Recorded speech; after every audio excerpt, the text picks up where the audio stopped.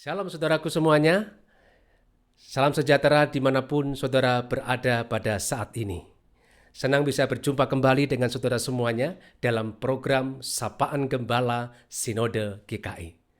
Saya Pendeta Yusak Rimanto dari Jemaat GKI Parakan. Kali ini akan mengajak saudara semuanya untuk merenungkan satu tema kebenaran firman Tuhan, yaitu obat mujarab untuk keluarga. Sebelum kita merenungkan firman Tuhan, marilah kita berdoa memohon pimpinan Tuhan. Mari kita berdoa. Tuhan Yesus, Sang Kepala Gereja dan Kepala Keluarga, kami datang kepadamu memohon pertolongan-Mu, bimbingan-Mu, supaya firman Tuhan yang akan kami renungkan bersama-sama pada kesempatan hari ini, itu tidak hanya kami dengarkan, tetapi Tuhan memberikan kepada kami juga kemampuan untuk bisa melakukannya. Sehingga firman-Mu semakin menguatkan dan memperkokoh iman di dalam kehidupan keluarga kami. Tuhan, berbicaralah kepada kami, sebab kami siap mendengar dan melakukan firman-Mu. Di dalam nama Yesus kami berdoa. Amin. Saudaraku, mari kita buka firman Tuhan di dalam kitab Kejadian pasal yang ke-50 ayat yang ke-20. Kejadian 50 ayat 20 berkata demikian.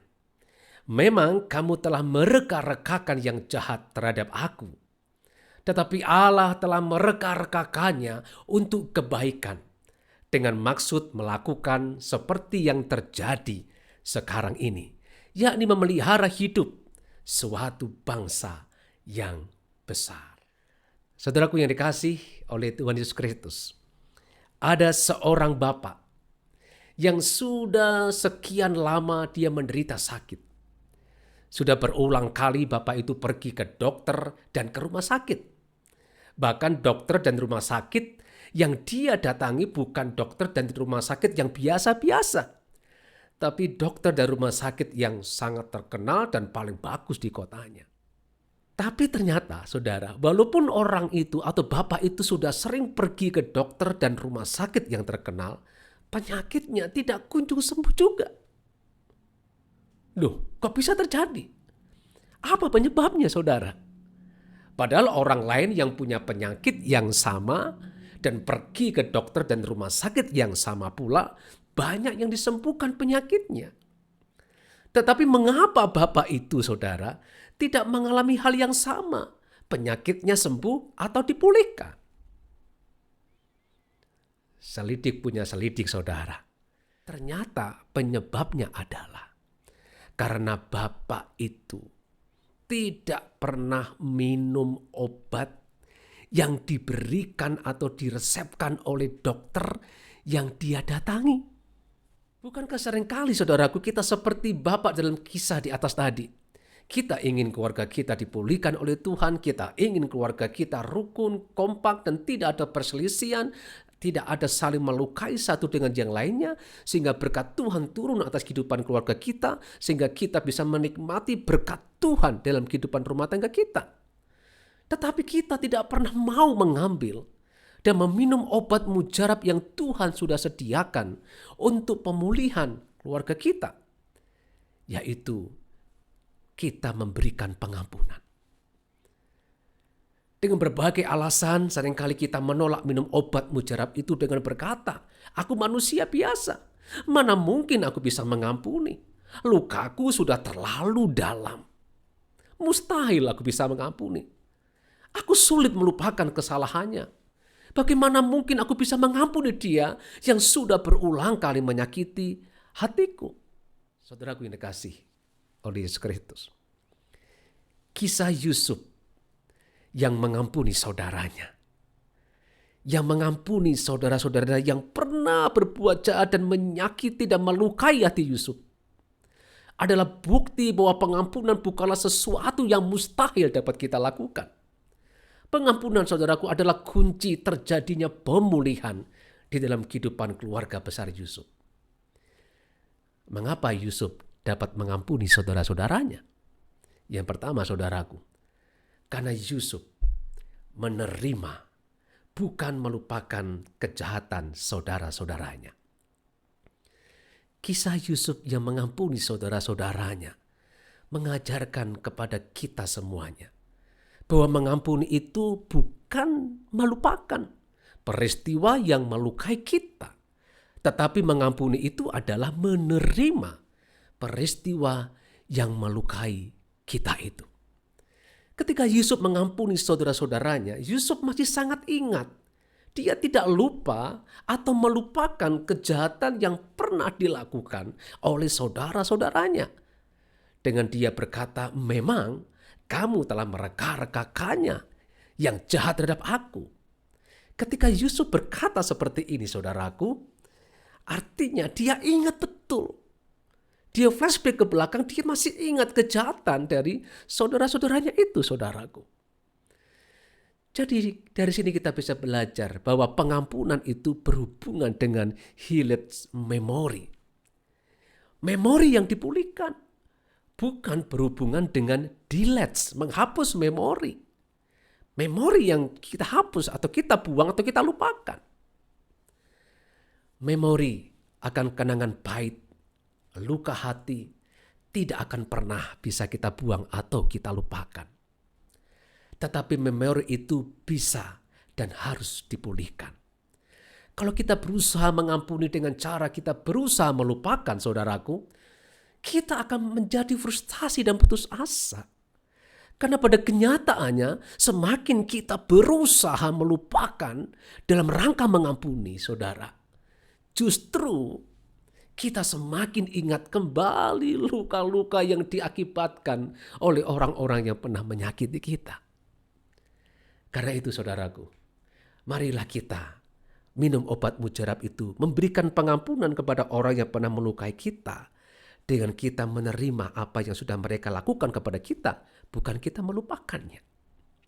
Yang kedua, saudara, mengapa Yusuf bisa mengampuni saudara-saudaranya? Karena Yusuf mengandalkan Tuhan, bukan mengandalkan kekuatan dirinya sendiri. Memori yang dipulihkan artinya memori yang dimaknai dengan makna yang baru. Yusuf berhasil dipulihkan dari memorinya, saudaraku. Memori yang kelam itu karena kejahatan yang dilakukan oleh saudara-saudaranya terhadap dirinya.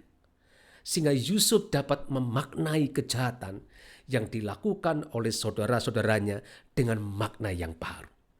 Yusuf mampu melihat ada kebaikan di balik kejahatan yang dilakukan oleh saudara-saudaranya.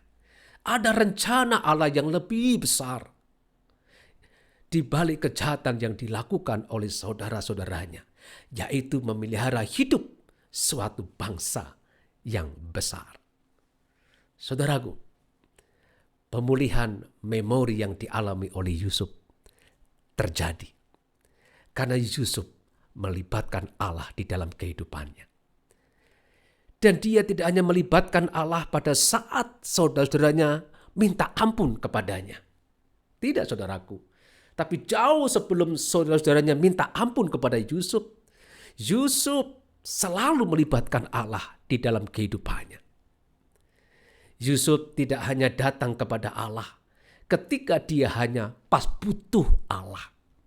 Tetapi Yusuf selalu memiliki hubungan yang intim, yang sangat dekat dengan Allah. Dia datang kepada Allah setiap saat dan setiap waktu. Tidak hanya pada waktu dia di penjara, dia datang kepada Allah. Pada waktu dia keluar dari penjara pun dia tetap datang kepada Allah. Tidak hanya pada waktu dia gagal, dia datang kepada Allah. Pada saat dia sukses sekalipun, dia tetap datang dan menjalin relasi yang dekat dengan Allah. Sehingga dengan selalu melibatkan Allah di dalam kehidupannya, saudaraku, Yusuf mampu mengeluarkan seluruh kekuatannya, potensinya untuk memberikan pengampunan kepada saudara-saudaranya. Jadi saudara, Yusuf dapat mengampuni saudara-saudaranya semata-mata bukan karena mengandalkan kekuatannya sendiri, tetapi karena Yusuf mengandalkan kekuatan Allah. Bagaimanakah relasi saudara dengan Tuhan saat ini? Apakah setiap saat, setiap waktu saudara selalu datang kepadanya? Apakah engkau datang kepadanya hanya ketika saudara pas butuh Tuhan saja? Ketika engkau gagal, engkau datang kepadanya. Tapi ketika keadaan baik-baik saja, ketika engkau sukses, engkau lupa sama Tuhan.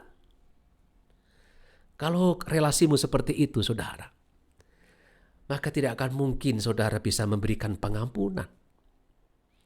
Karena pengampunan itu hanya dimungkinkan ketika saudara dekat dengan Tuhan, sehingga kekuatan Allah itu memampukan saudara untuk mengampuni.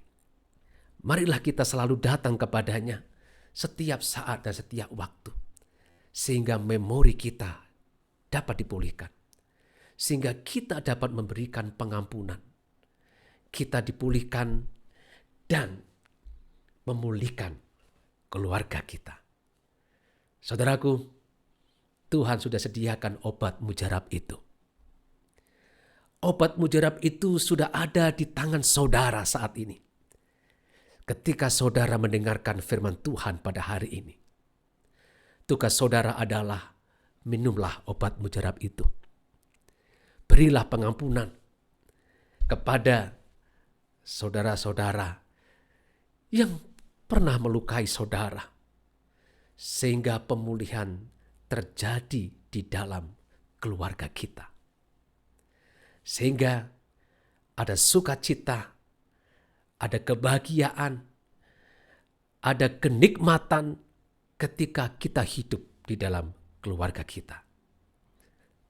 Amin. Mari kita berdoa. Tuhan Yesus, terima kasih untuk firman Tuhan hari ini. Tuhan sudah sediakan obat mujarab itu untuk pemulihan keluarga kami.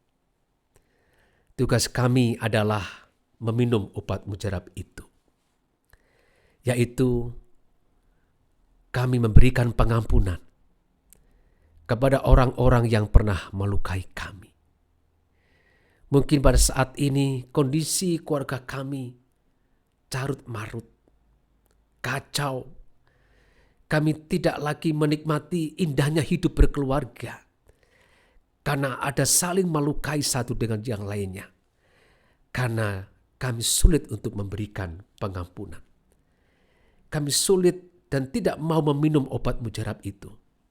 Bila firman Tuhan yang kami dengarkan hari ini memberikan kami kekuatan yang baru untuk mengambil obat mujarab itu, yaitu memberikan pengampunan kepada orang-orang yang pernah melukai kami, khususnya anggota keluarga kami, sehingga keluarga kami boleh dipulihkan oleh Tuhan. Terima kasih ya Tuhan Yesus. Di dalam nama-Mu Tuhan kami Yesus Kristus, kami berdoa. Amin.